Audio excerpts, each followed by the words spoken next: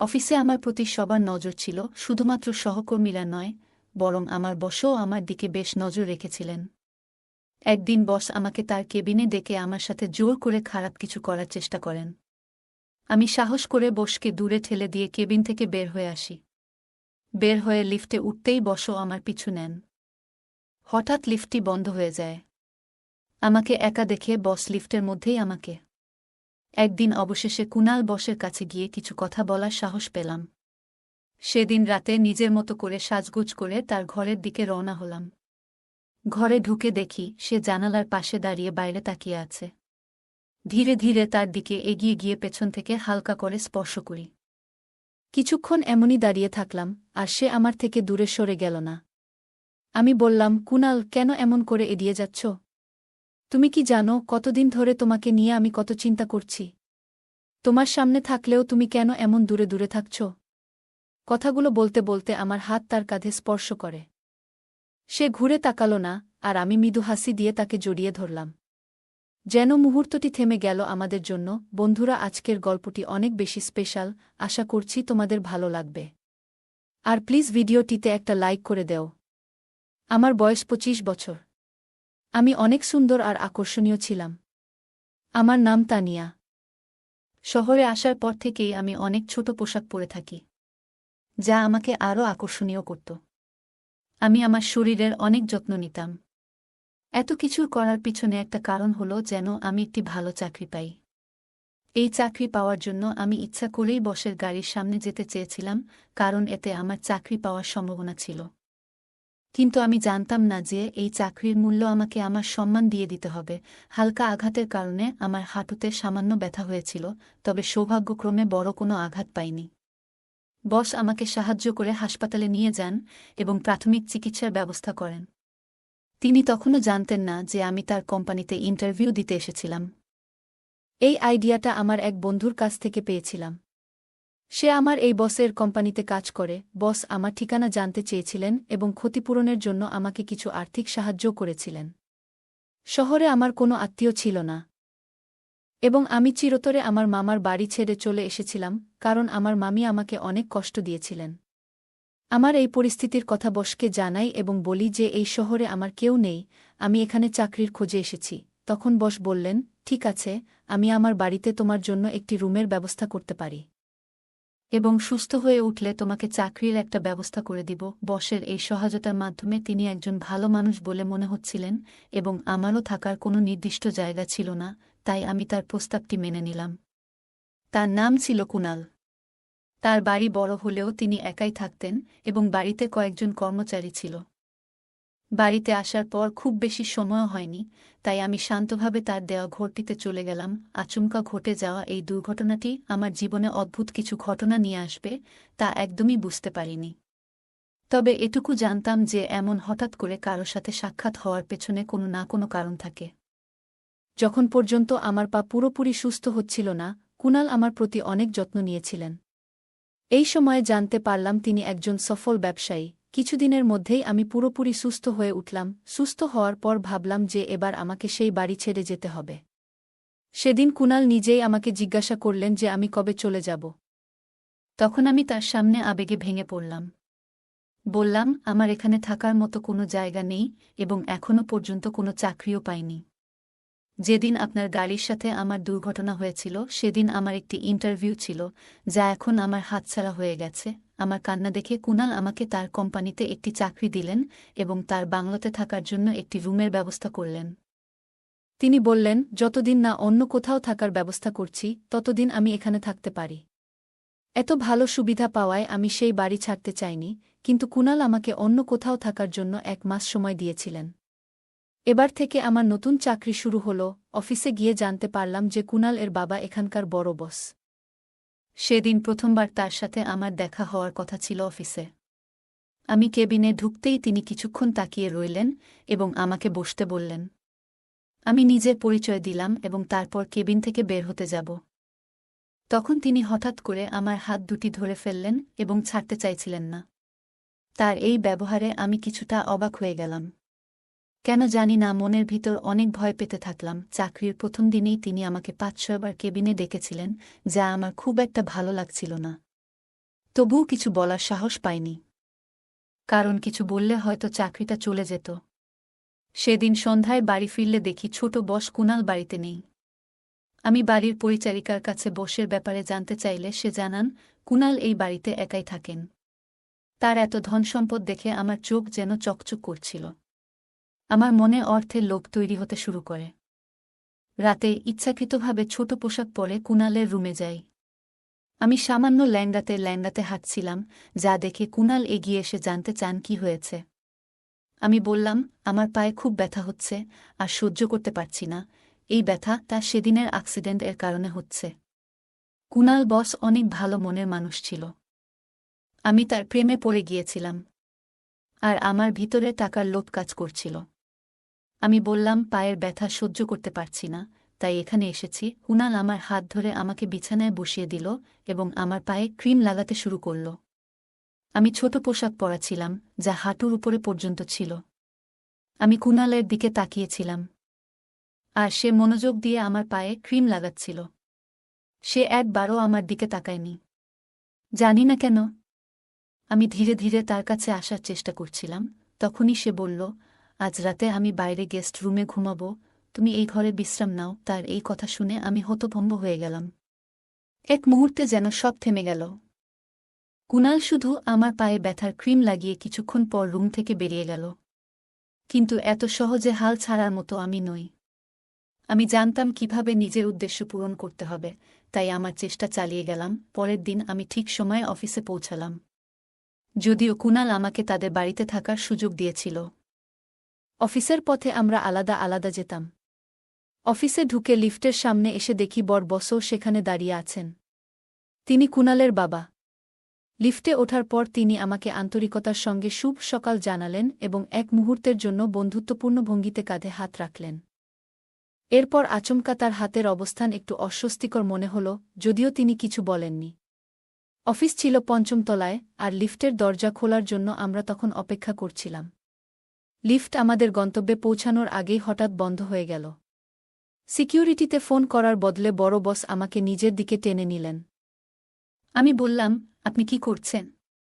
যা কিছু করছেন, সবকিছু ক্যামেরায় ধরা পড়ছে। তিনি হাসলেন এবং বললেন, এই কোম্পানি, এই ক্যামেরা, সবকিছু আমার নিয়ন্ত্রণে। এই ফুটেজ কিভাবে ব্যবহার করতে হবে তা আমি ভালোই জানি। এরপর তিনি বললেন, তানিয়া, তুমি খুব সুন্দরী। এত সুন্দর মেয়ে আগে এই কোম্পানিতে দেখিনি। তোমার চাকরিটা কিভাবে পেয়েছ সেটা আমি জানি, কিন্তু এই চাকরি ধরে রাখতে চাইলে আমাকে ভালো রাখতে হবে। তার এই ধরনের কথা শুনে আমার মনে অনেক কষ্ট পেলাম। বসের বয়স প্রায় ৬০ হবে, কিন্তু তিনি তার বয়সকে মানতে রাজি নন। তিনি আরও বললেন, যদি দ্রুত ধনী হতে চাও, তবে এটাই সঠিক পথ। আমারও আর্থিক সচ্ছলতা অর্জনের ইচ্ছা ছিল, তবে এভাবে নয়। তার কাছাকাছি আসতে আমার অস্বস্তি হচ্ছিল। তিনি নিজের হাত থেকে ব্যাগটা নিচে রেখে আমাকে আরও শক্ত করে ধরলেন। ঠিক তখনই হঠাৎ করে লিফট চালু হয়ে যায় এবং তিনি আমার থেকে দূরে সরে যান। লিফটের দরজা খুলতেই দেখি সামনে কুনাল দাঁড়িয়ে। সে জিজ্ঞাসা করল, তানিয়া, তুমি ঠিক আছো তো? আমি মাথা নেড়ে তাকে আশ্বস্ত করলাম এবং লিফট থেকে বেরিয়ে এলাম। বাইরে এসে নিজের ডেস্কে গিয়ে প্রথমেই ২ গ্লাস পানি খেলাম, কারণ লিফটে যা ঘটেছিল তাতে আমি বেশ ঘাবড়ে গিয়েছিলাম। শহরে একা এসে নিজের দায়িত্বে এখানে থাকার সিদ্ধান্ত নিয়েছিলাম, তাই জানতাম যে এমন পরিস্থিতিরও মুখোমুখি হতে পারে। একজন একা মেয়ের জন্য এই পথটা একেবারেই সহজ নয়। চাকরির ২য় দিনেই কোম্পানির বড় বস আমার সাথে এমন অনাকাঙ্ক্ষিত আচরণ করার চেষ্টা করেছিলেন। কষ্টে নিজেকে সামলে নিলাম। আজ অফিসে আমার এক সহকর্মী আমাকে জানালো যে কুনাল এবং বড় সাহেবের মধ্যে ঘনিষ্ঠ সম্পর্ক রয়েছে। কুনাল আসলে বড় সাহেবের ছেলে এবং কিছুদিন আগে প্রথমে আমি তাদের লিফটে একসঙ্গে দেখেছিলাম, কিন্তু তারা এমনভাবে আচরণ করছিলেন যেন একে অপরকে চিনেন না। কুনাল একাই থাকতেন, হয়তো তার বাবার কিছু খারাপ দৃষ্টিভঙ্গির কথা জানতেন বলেই দূরে থাকার সিদ্ধান্ত নিয়েছিলেন। আমি তাদের ব্যক্তিগত বিষয়ে জড়াতে চাইনি। আজ পুরো দিন বড় বস আমাকে কেবিনে ডাকেননি, যা আমার জন্য একটু অদ্ভুত লেগেছে। কুনালের বয়স অনুযায়ী যে জিনিসগুলি তারই উপভোগ করার কথা, সেগুলো তার বাবা এই বয়সে করতে চাইছিলেন। আমি মূলত কুনালের মনোযোগ পাওয়ার চেষ্টা করছিলাম, কারণ তাকে আমার লক্ষ্য হিসেবে ধরেছিলাম। তার বয়স প্রায় ৩৫ বছর বয়স হলেও তার মধ্যে এক ধরনের উজ্জীবিত চেতনা ছিল যা বারবার আমাকে তার দিকে টানছিল। সেদিন রাতে আমি ইচ্ছাকৃতভাবে তাকে আমার ঘরে ডেকে স্কার্টের হুক লাগানোর জন্য বলি। তখন তার হাতের সামান্য স্পর্শ অনুভব করেছিলাম। হুক লাগানোর পর কুনাল দ্রুত রুম থেকে বেরিয়ে যান। সে দিন দিন আমার কাছ থেকে দূরে সরে থাকতে শুরু করছিল। জানি না কেন, আমি তাকে আমার মনের কথাগুলো বুঝাতে পারছি না। কিছুক্ষণ পর আমি প্রস্তুত হয়ে তার ঘরে যাই, কিন্তু তাকে সেখানে খুঁজে পেলাম না। সেদিন আমি তার জন্য অনেক সুন্দর করে সেজেছিলাম। যে কেউ আমাকে দেখলে অবাক হয়ে যেত। পুরো বাড়িতে খোঁজাখুঁজি করেও তার সন্ধান পেলাম না। তখন বাড়ির কাজের লোকের কাছে জিজ্ঞাসা করলাম, তিনি কোথায় আছেন। তারা জানালেন যে কুনাল কোনো কাজের জন্য বাইরে গিয়েছেন। কুনালের জন্য অপেক্ষা করতে করতে অবশেষে আমি নিজের ঘরে গিয়ে ঘুমিয়ে পড়লাম। এভাবে কেটে গেল কয়েকদিন। প্রতিদিন রাতে আমি পরিপাটি হয়ে কুনালের ঘরে যেতাম, কিন্তু কখনোই তাকে সেখানে খুঁজে পেতাম না। রাতে সে কোথায় যেত তা আমার বুঝে আসছিল না। এত সুন্দরী ও আকর্ষণীয় মেয়ে তার সামনে থাকার পরও সে কেন আমার প্রতি আকর্ষণ বোধ করছিল না, এ নিয়ে আমার মনে কৌতূহল তৈরি হয়েছিল। একদিন অবশেষে তার কাছে গিয়ে কিছু কথা বলার সাহস পেলাম। সেদিন রাতে নিজের মতো করে সাজগোজ করে তার ঘরের দিকে রওনা হলাম। ঘরে ঢুকে দেখি সে জানালার পাশে দাঁড়িয়ে বাইরে তাকিয়ে আছে। ধীরে ধীরে তার দিকে এগিয়ে গিয়ে পেছন থেকে হালকা করে স্পর্শ করি। কিছুক্ষণ এমনই দাঁড়িয়ে থাকলাম, আর সে আমার থেকে দূরে সরে গেল না। আমি বললাম, কুনাল, কেন এমন করে এড়িয়ে যাচ্ছ? তুমি কি জানো কতদিন ধরে তোমাকে নিয়ে আমি কত চিন্তা করছি? তোমার সামনে থাকলেও তুমি কেন এমন দূরে দূরে থাকছ? কথাগুলো বলতে বলতে আমার হাত তার কাঁধে স্পর্শ করে। সে ঘুরে তাকাল না, আর আমি মৃদু হাসি দিয়ে তাকে জড়িয়ে ধরলাম। সে আমায় আলতো করে নিজের বাহুতে টেনে নিল। যেন মুহূর্তটি থেমে গেল আমাদের জন্য। ধীরে ধীরে আমাকে নিয়ে বিছানার কাছে নিয়ে এলো। আমি বিছানার একপাশে বসতেই আমার হাত হঠাৎ করে পাশে রাখা একটি বোতামে পড়ল। বোতাম চাপা মাত্রই ঘরের আলো হঠাৎই উজ্জ্বল হয়ে উঠল, আর এক তীব্র শব্দ কানে এলো। চমকে উঠে সামনে তাকিয়ে দেখি যে মানুষটিকে এতক্ষণ ধরে আমি আমার সঙ্গী মনে করছিলাম, সে আসলে অন্য কেউ। সামনে দাঁড়িয়ে থাকা ব্যক্তি প্রায় 60 বছরের বৃদ্ধ, যার শরীরে আমার কুনালের পোশাক। আমি তাড়াতাড়ি দূরে সরে এসে বললাম, এটা আপনি কি করছেন? আমি আপনার ছেলের কাছে এর অভিযোগ করব। তিনি হেসে বললেন, তোমাকে যা প্রয়োজন তাই দিতে এসেছি। তোমার চাওয়া সুখ তোমার কুনাল তা দিতে পারবে না।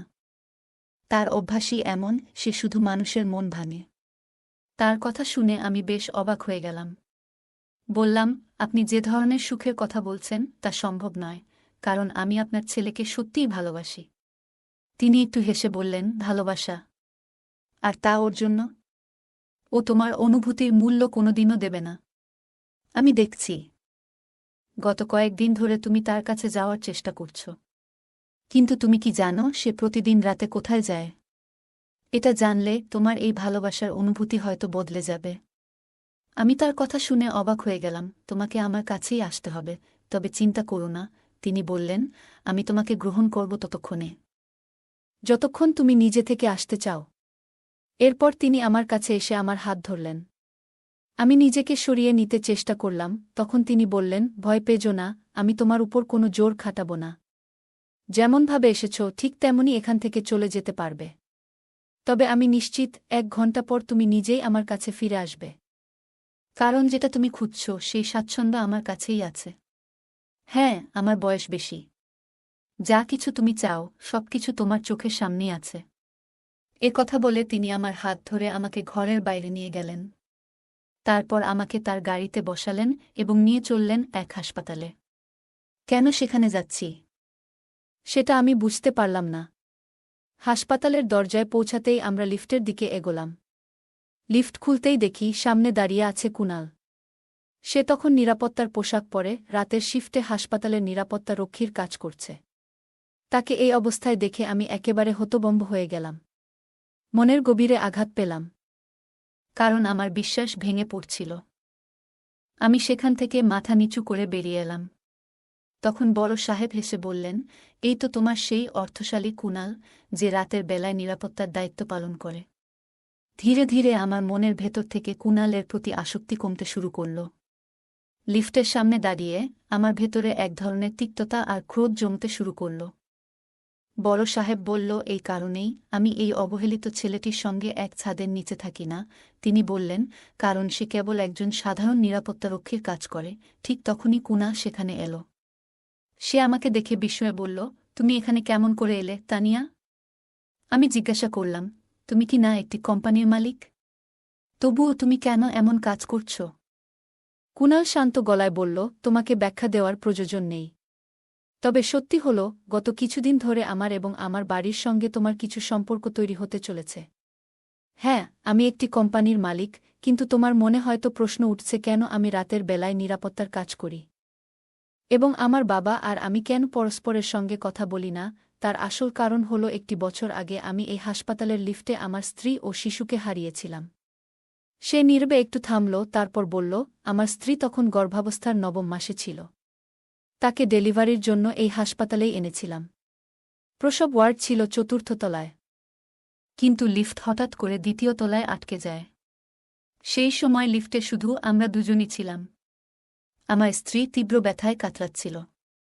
আমি বারবার নিরাপত্তার জন্য সাহায্য চেয়েছিলাম, কিন্তু কিছুই কাজ করছিল না। পুরো ২ ঘণ্টা পর লিফট মেরামত করা হয়েছিল, কিন্তু ততক্ষণে সেদিন আমার চোখের সামনে আমার স্ত্রী এবং আমাদের অনাগত সন্তান প্রাণ হারায়। সেই মর্মান্তিক ঘটনার পর থেকে আমি শপথ নিয়েছি, আর কোনো নারী যেন এমন পরিস্থিতির শিকার না হন। তাই প্রতিদিন রাতে আমি এখানে লিফট গার্ড হিসেবে কাজ করি এবং সারা রাত লিফটে পাহারায় থাকি। সেদিন কিছু মুহূর্তের দেরিতে সাহায্য না পাওয়ার কারণে আমি আমার জীবনের ২টি মূল্যবান মানুষকে হারিয়েছি। কুনাল শান্ত স্বরে বলল, আমার বাবা আমার এই কাজ একেবারেই পছন্দ করেন না, এজন্যই আমাদের মধ্যে দূরত্ব সৃষ্টি হয়েছে। বাবা চান আমি এসব ভুলে যাই, কিন্তু এমন কিছু ভুলে যাওয়া এতটা সহজ নয়।